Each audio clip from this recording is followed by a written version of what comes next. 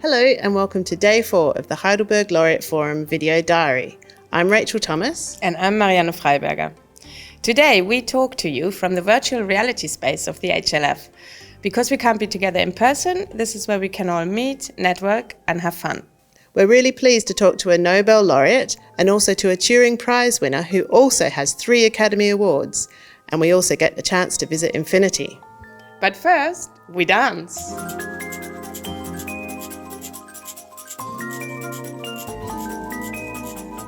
I'm very happy to be Zooming with Patrick Hanrahan, who is one of our laureates this year.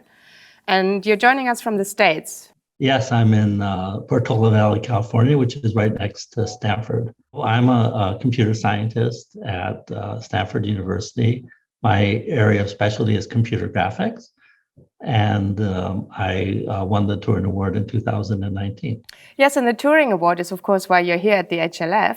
But also, you've won 3 Academy Awards. What were they for? You know, computer graphics is, when I started out, did not really exist. Okay, there really weren't people teaching computer graphics at schools. So I went to work for a small company at the time named Pixar. And I worked on this system called RenderMan, which was basically the system that Pixar has still used to this day for actually making the images. The second one was for actually simulating skin. So it turned out that we only knew how to make things look like plastic. So I figured out a technique which is called subsurface scattering. What's sort of interesting about skin is the reason your skin looks the way it does is light actually goes into the skin. Okay, like when you learn about how light reflects off surfaces in physics classes, they talk about how it scatters off the surface at the surface interface. But actually in most materials, the light actually goes into the material, bounces around a little bit, and then comes out.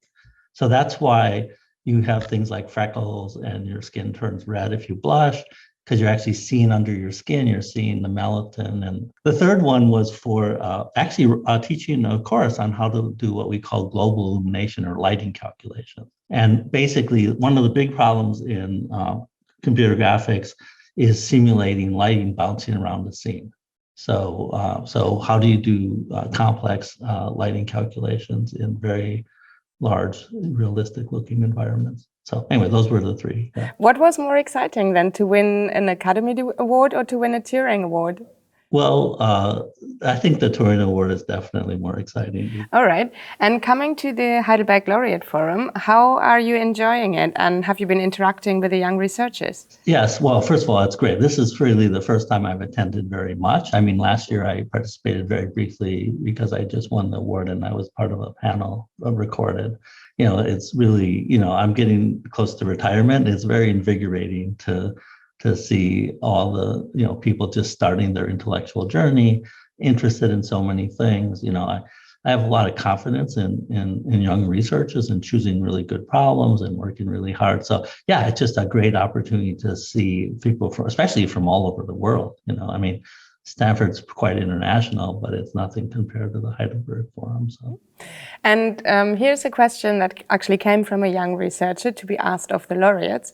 And the question is, how does creativity play a role in your work? One of the things I think I learned through my career is just all the different ways people can be creative. And I think, I don't think people tend to think scientists are very creative. I think we're very creative. Most people don't think engineers are creative at all. I think I'm mostly an engineer. I think we're very creative too. And, of course, artists and designers and filmmakers are creative. So, I think people should aspire to be creative. I think if you can be creative during your life, it'll give you great pleasure. I think it's one of the things that gives you more pleasure is when you create something out of nothing. And so, yeah, I hope everybody at the forum can try to aspire to be more creative.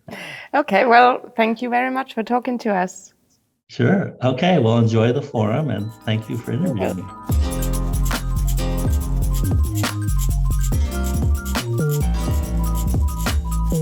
Donna, a lot of the laureates attending the Heidelberg Laureate Forum are winners of prizes in maths or computer science.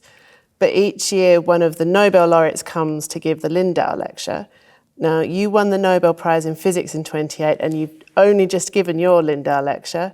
Can you give us just a brief idea of what you talked about today?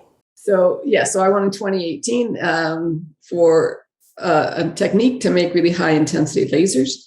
And really, it's a very simple concept, is that it's about increasing the power. And I like to say that I build a laser hammer.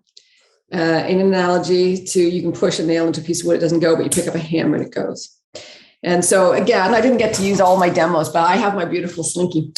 And, a 1 second light pulse is 300,000 kilometers long. I mean, it's an amazing thing, right? So that normal lasers that are on all the time, then in 1 second of it, it's stretched out over this 300,000 kilometers. And ours was about bringing it down to a millionth of that. And that's when we squeezed it all down together. And that's the laser hammer. I know you were already asked this at the end of the lecture, but I wondered if I might ask you it again. A young researcher suggested, noted that you made this sort of discovery so early in your career, right at the beginning of your scientific career. Did you know then what impact it would have, and how do you think did that change the course of your career as you were going along? Well, and I explained the talk. We didn't know right away, but we did know it would be a big deal. I mean, the very first talk I gave was about the 1 millijoule in the 1 picosecond. So that's a gigawatt or a billion watts. The big laser that I showed for fusion already could do a terawatt. So we were 1,000 times lower at that point. We had to keep adding more amplifiers. But Gerard knew that if we did the same thing on the big kilojoule laser, it would make a petawatt. And he made me say in the very first lecture, and I was so nervous, I'd never given a talk at a conference, but he made me say it's a way to make a petawatt laser. And I knew he was right, but I still thought, how audacious. I've only got a gigawatt, and you wanted me to say that this is the way for 1 million times more, right? And it was true that, yes, but there could have been technical issues. But anyway, it was audacious, but he was right. And we knew then that we would change this field of high intensity laser physics. But you couldn't have possibly imagined, at least certainly Gerard and I were thinking about it all, about the eye surgery and things like that. When you won your Nobel Prize in physics, it was the first time in 55 years, I think, that it had been awarded to a woman. And there's only a few laureates of the Maths and Computer Science Prizes that are women so far. Do you have any advice particularly for the female young researchers here at the Forum? I think there's a few things. I think things are changing. I think the world is really all about paying attention to this right now.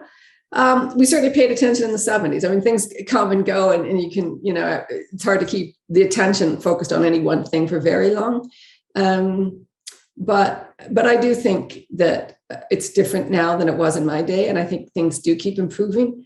Nothing really changes globally overnight. I mean, this is a great big ship that has to change. And so, but I think we also want to always reflect and go, well, it's better. And it's each step we take, we make it better. That's been so interesting. Thank you so much for taking the time to talk to us. And I hope that maybe, if we ever get to go to the Lindau lecture, the Lindau Forum, we might get a chance to meet you in person. But thank you very much for today. Okay, thank you. Thanks. Bye.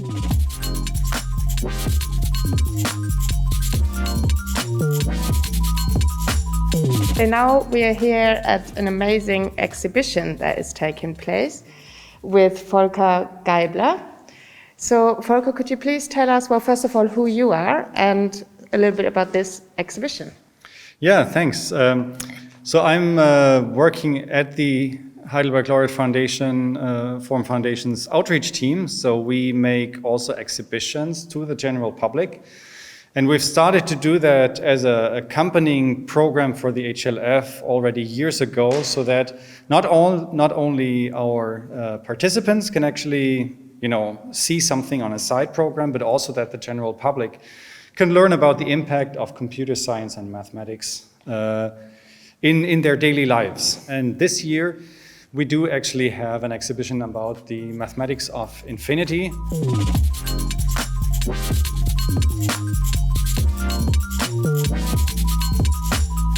Hi, Anna. Hi there. How are you?